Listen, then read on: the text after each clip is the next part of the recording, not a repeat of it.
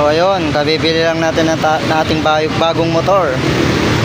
So yun, full tank agad ang gagawin natin. Siyempre unleaded.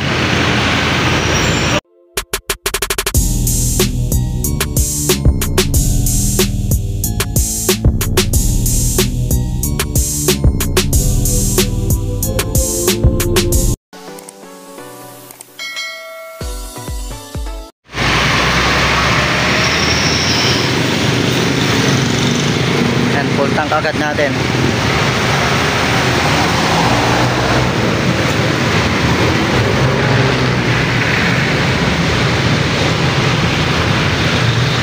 Pila niya kayang liters ni sir?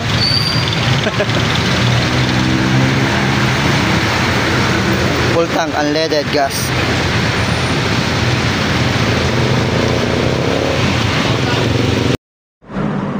So ayun na nga mga kagaston, after nating magpa-full tank ng ating bagong motor na Honda Click 125 V3.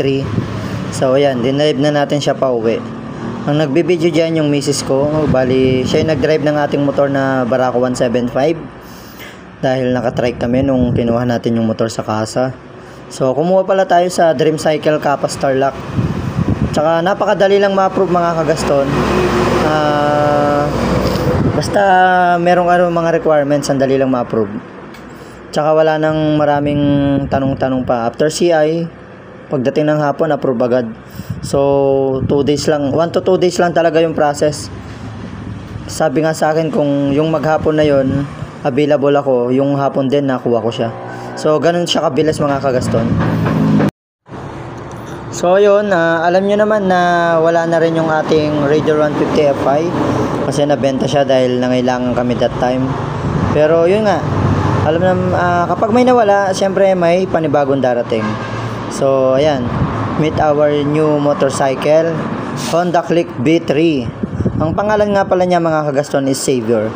Kasi lahat ng motor namin is nilalagyan talaga namin ng pangalan. Yung Raider Fi namin dati, ang pangalan nun si Sky. Ang nakabili noon, taga Pangasinan. So, pag nagkaroon ng pagkakataon na nakaipon, is bala ko siyang i-buyback. Sana mahanap ko siya ulit.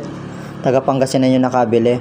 And then, yung motor naman natin na Barako, ang pangalan naman yan is Barky. So, lahat ng motor natin is may pangalan. Ngayon, yung ating Honda Click na bagong bili, ang pangalan naman nito is Savior.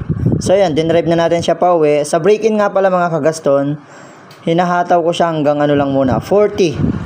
Meron kasi tayong tinatawag na soft break-in or at saka hard break-in. Ako kasi sumusunod ako dun sa soft break-in. So, pinapatakbo ko lang yung motor hanggang 40 lang, sagad na yon.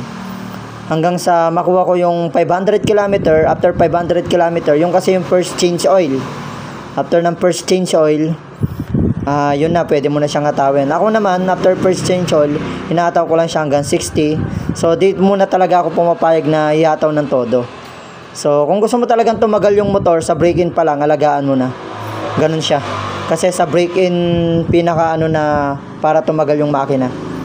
So, yun, sa lahat na nangangarap na magkaroon ng motor dyan, sipagan nyo lang lagi. Maraming salamat sa lahat ng sumusuporta. God bless sa inyo.